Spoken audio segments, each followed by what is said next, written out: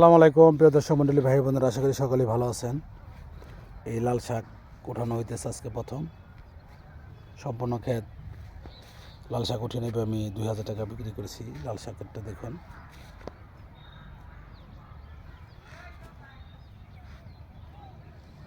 তো ওনারা আটি প্রতি 10 টাকা, 3টা 20 টাকা এরকম বিক্রি করেন। প্রিয় দর্শক মণ্ডলী ভাই বোনেরা, বেশি বেশি শাকসবজি খাবেন। শাকসবজি মানবদের জন্য অনেক প্রোটিন সমৃদ্ধ, অনেক ভিটামিন। শাকসবজির মধ্যে সব ধরনের ভিটামিন আছে। ভিটামিন সি, এ, ডি সবই আছে। এক একটা এক এক রকম মিনারেল সবই আছে। তো আশা করি আপনাদের ভিডিওটা ভালো লাগবে। যদি ভিডিওটা ভালো লাগে অবশ্যই লাইক কমেন্ট শেয়ার করে দেবেন। দেখুন লাল শাকটা মাশাআল্লাহ ভালো হয়েছে। এর আগে এখানে পালং শাক দিয়েছিলাম, পালং শাক 5000 টাকা বিক্রি করেছিলাম প্রিয় দর্শক মণ্ডলী ভাই বোনেরা। তো এবার লাল শাকটা 2000 টাকা বিক্রি করলাম আলহামদুলিল্লাহ।